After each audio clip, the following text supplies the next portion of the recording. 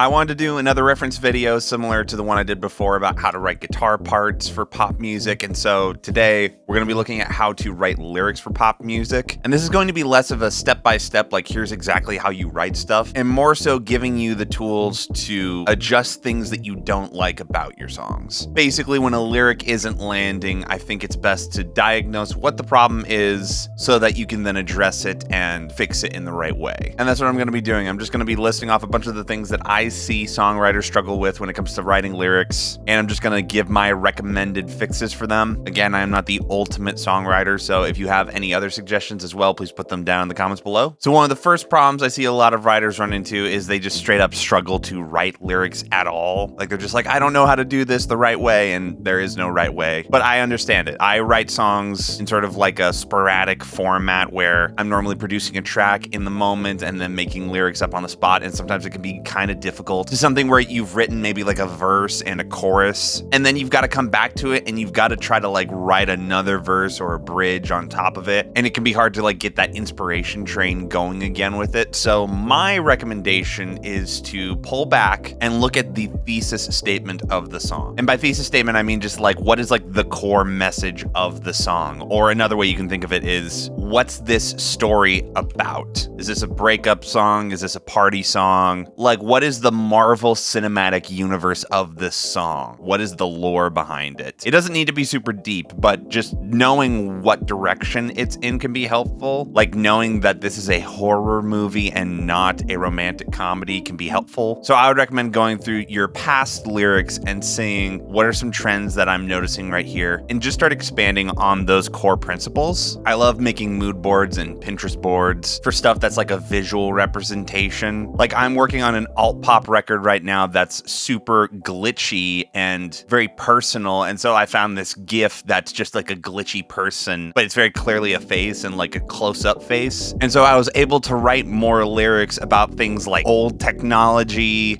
/ intimate conversations. It was like kind of helpful in making me realize the connective tissue that was already in the material that I had written. I also love getting like a legal pad out and just bullet pointing a bunch of random associations. So if I were to do it with something like Miley Cyrus's Flowers, I would say stuff like funky, dancey, vintage, sad, but then I might even go for more specific stuff, like things that are popping in my head based off of the music. So to me, Flowers by Miley Cyrus sounds very like 70s dance, and that last chord before it goes into the vocal hook with like the string section sounds really weird and creepy to me. So like some random things that are coming to my mind is like dark Hollywood, once upon a time in Hollywood, LA life, 70s couch, driving in a vintage convertible. Like I'll just start throwing stuff out over and over again, and I can go for like a good half hour just coming up with random word association. And by the end of it, you'll actually have like a pretty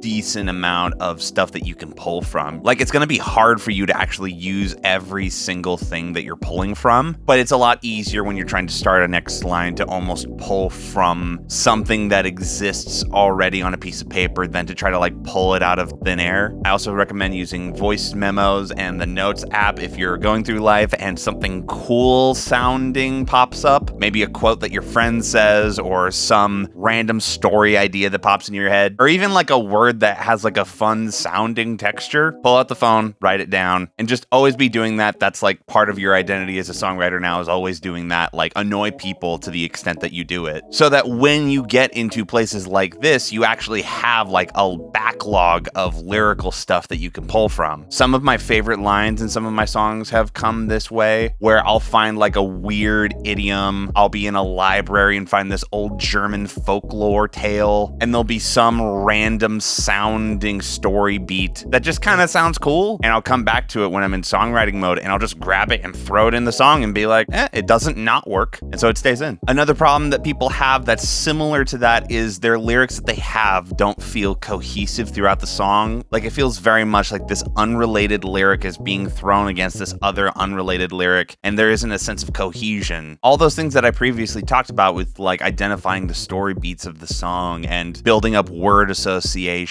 or visuals in your head from movie scenes to interior design, all of that that stuff is really helpful for really defining what a song's identity is. If you want to get a little bit more nuanced, I would highly recommend this video by Brooks Eggleston, How to Create Your Aesthetic. It's made for people who are normally drawing or trying to create their visual aesthetic, but I think that it's really helpful for artists who are trying to develop their sonic aesthetic, because the way that he describes aesthetic is that the aesthetic of an artist is the byproduct of their values, and that when you sit down and determine what are your core values, your aesthetic can naturally just sort of flow out of that. A little bit of a side topic, but I do think that it's worth pointing out. It may not be as strong as an aid with lyric cohesion on a micro sense, like inside of a song, but it can be really helpful for cohesion in the macro sense, where you as an artist have a feel to your lyrics. Not in a restrictive way, but in the sense of there is this through line that's able to come through naturally, and it's because you're focusing on who you are as an artist and your values as a person. The third issue that people run into is not really knowing how to write lyrics with a melody. There's some people who just struggle to write lyrics with their melody, and it'll feel like they're almost like copy and pasting their lyrics on top of a melody, or like getting restricted by their words that they've made when trying to come up with a melody. And so there's not really a solution for this, but there's a couple of frameworks that you can use. These artists are not the only people who use these approaches, by the way. You can use what I like to call the Julia Michaels approach. There's a couple of interviews I listened to with her where she talked about how she would just get like a notepad and a pen and just go into a closet in the studio and just like write out all the lyrics for the song. And then she would come out and sort of like find the melody inside of the story that she had made lyrically. That approach can work really well for people who are like storytellers and they really want to,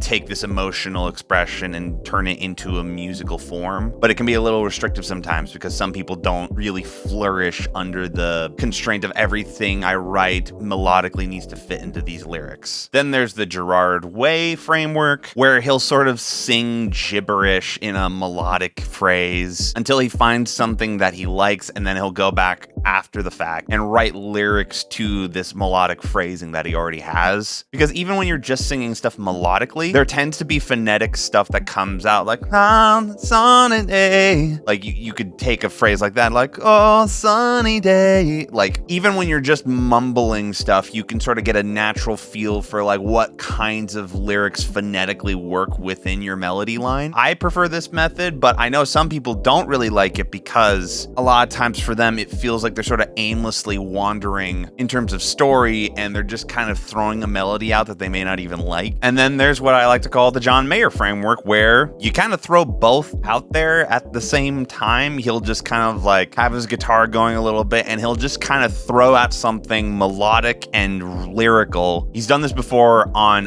radio shows, and it's actually really cool to watch. For some people, this feels very natural, and they can really write a lot of stuff this way. But some people feel like it's a little bit restrictive for them because you're essentially limited to what you can freestyle off the top of your head. And so it tends to create these very improv-y vocal lines. So these are the main frameworks that I use when I'm writing, and I tend to lean towards one more than the others, but you can totally, like, for creative purposes, just swap between all of these. And there's a lot of really great musicians who have used all of them. So yeah, that's how I would address writing lyrics with your melody. So the fourth one that I see a lot is a line sort of being rhythmically boring. And this kind of goes hand in hand with writing a melody and lyrics, but for some people, like I said, it's kind of like a same thing situation. But something that I think that a lot of people are running into with this problem is that their lines feel sort of boring because they're sort of same section to section. Like their verse will be this one vibe of like da da da da da da da da, and then their chorus will be something very similar like da da da da da da da. So one of the best case studies I've found for like an example of how to arrange your top line differently section to section is Mr. Brightside by The Killers. So like the first verse, I'm coming out of my cage and I've been doing just fine, gotta be. So rhythmically, what's it doing? Da da da da da da da da da da da da da da da da da. It's got this very straightforward eighth note vibe. And then what is it doing melodically? I've been coming out of my cage and I've been doing just fine. Like it's pretty much sitting on this like one note. He's kind of like half singing, half talking it, but it's very much staying there. So melodically, it's kind of staying on one note, and rhythmically, it's got this sort of constant eighth note rhythm. And in the pre-chorus, and it's the section of, and I just can't look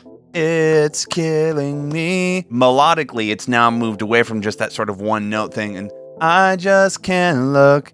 It's killing me. Like pretty much every syllable, it's a different note. And rhythmically, it's a lot slower. I just can't look. It's killing me. Basically random quarter notes. And then we go to the chorus. Jealousy turning things into disease. Melodically, it is in between the verse and the pre-chorus. It's staying kind of on one note, but it's switching it up every once in a while. So it's not one note and it's not varied notes. It's like somewhere in between the two. And then rhythmically, it is also in between. It's not da da da da da da da da da da da da like constant eighth notes, but it's also not super slow.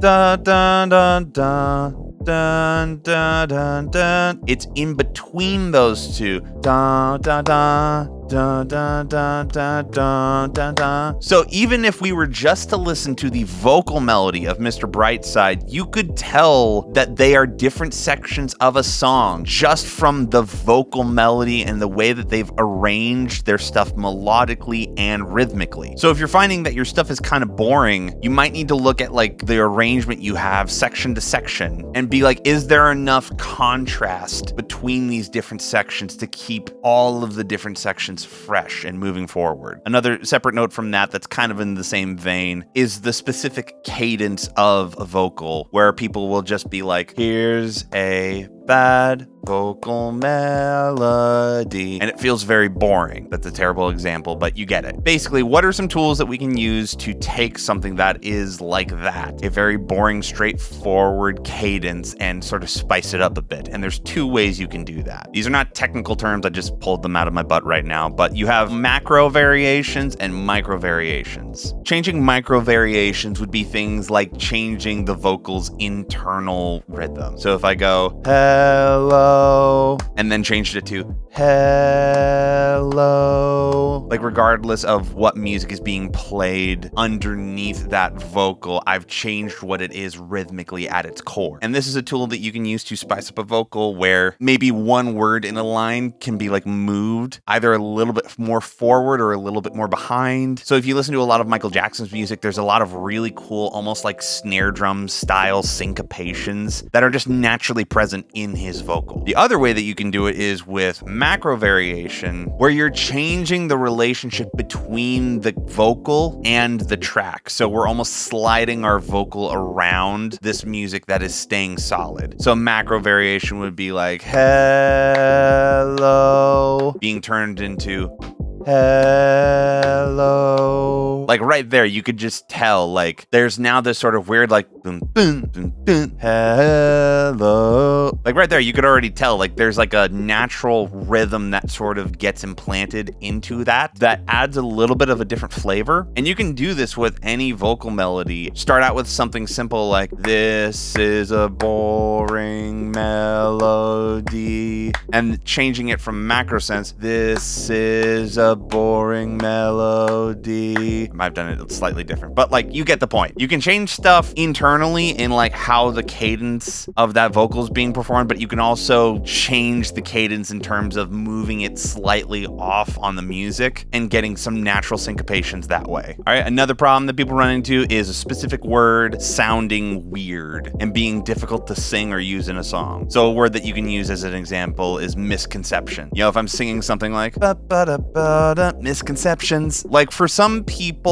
it's a little too weird sounding, and it's because this word is like multiple different mouth sounds and face shapes. So misconceptions, like it's so many different like face movements that it can be a little difficult to sing. This is sort of where you get the idea of a word being a song word, because there are words like this that kind of like become really difficult to use like in a pop context smoothly. I mean, if you did something really slow, like misconceptions. Like right there, that didn't sound as clunky as when I was trying to go misconceptions. So like you might need to slow down the word. It could also be using a different word, or you can do what I tend to do, which is just try to keep your face shape sort of round. Like if you're writing stuff like, I'll just top line something right now. Hello there, I wanna be with you. Like I'm trying to keep my face shape sort of in this round spot, almost like there's like a basketball here. I'm trying to avoid moving my face up like, hello, which there's nothing wrong with that. That's just how I like my voice to sound. But if you were doing something more like a Halsey, you might want it to be a little bit more like your face is lifted up like this the whole time. The point is, you want to make sure that when you're writing lyrics, you're not trying to like make your face do a bunch of gymnastics all the time. And in my experience, that tends to be why words really sound weird in a song context, is because they're trying to force your face shape to move. So making sure you're doing almost the opposite of over enunciation. Like over enunciation is, hello, I'm going to be talking like this today. Like almost doing the opposite of that. Like, hello, I'm going to be talking like this today. Like I'm almost making everything I'm saying come out of my mouth the same way, which there might be some instances where you think a lyric doesn't work. And I've had this happen in a writing room several times where somebody is like, I don't think this lyric works. And literally all we do is that. And like, we just say the same word differently. Like instead of misconceptions, we just kind of round it out and go misconceptions, like not over enunciating the T's or the S's or the consonants. And then they're like, oh, okay, yeah, no, that works. Another problem people run into when they are top lining stuff is stuff either being too literal or too vague. And it always feels like there's this weird balancing act where it's like, you don't just want to say, I love you and I miss you in a breakup song, like, cause it feels very on the nose. But then like, you also don't want like, the sparrows left the nest, when will it ever come back? Like stuff that's just so freaking vague that like nobody will understand what you're talking about. And what I love is the idea of showing versus telling in terms of writing. This is a concept that people use when they're making movies or when they're writing books. Basically, you can either tell somebody something or you can show that same idea to them without having to spell it out per se. So an example of this would be like tell. Tell would be like straight up saying, I love you to somebody. Whereas show would be, what would somebody do that would indicate that you love them? So somebody waking up with flowers right next to their nightstand. Like we don't need to vocally say, I love you. Like it's very obvious through the actions that have been taking place. And so when you're trying to balance out things that are too literal versus too vague, sometimes it can be helpful to think, all right, how much am I showing versus how much am I telling? And songs are unique from like movies and books. You can just straight up say like, I love you and I miss you. But for some instances, that's not really weighty enough. So something that can help you in that writing process is like being like, okay, on a scale from 1 to 10, with telling being a 1 and show being a 10, where are we right now and what might be more of a range we want to be in? So let's say you are writing a song about how you want to go to the club and just sort of party the night away. You might have a line that's like, I want to party the night away, which would be a 1, just straight up saying like this, we want to party the night away. But if you want to do something like a 4 or a 5, you might be like, I'm feeling like I don't want to remember tonight, or some like ominous line that's not as on the nose, or like I've already booked a designated driver or something like that. That's a terrible line, but you know, like think about it in terms of this instead of just like, okay, this sounds too on the nose. All right. Another problem people run into is, man, no matter how hard I try, this one line is just never working. And it's just like you're stuck because like every time you like put the pen to the paper, you're just like, oh, no. And this is a very much like you've gotten into your own head at this point. So my normal advice for somebody in that situation is to just take what you're writing or trying to say and just write it like 5 completely different ways. Like paper is free, hitting the space bar is free. So just like come up with like 5 different variations of that line. You can use the other tools from earlier in this video, maybe come up with one that has like a different rhythmic cadence, one that has a different melodic cadence, maybe a line that's like a different level of show versus tell, one that's like more poetic, one that's more literal. Like just come up with a bunch of different variations of it and see which one works best. And you don't even necessarily need to keep the one that works best, but that one that you feel like works best can be a springboard into, okay, this is the direction that we want to go. And then probably the last one that I've run into a lot is people saying, oh, my lexicon isn't big enough. I keep running out of words. I can never describe what I'm trying to describe. And this one is not an easy one because it kind of requires you to start thinking about stuff differently in life. But I think one of the biggest things to note is Stephen King in his memoir talks about how like he refuses to let people feel bad about their lexicon not being big enough. He's like, just use what you have. You know, the words that you naturally use when you're in a situation, that is part of who you are as a person. And so trying to remove that or change that isn't necessarily helpful. I will say the true solution for like actually expanding your lexicon is just like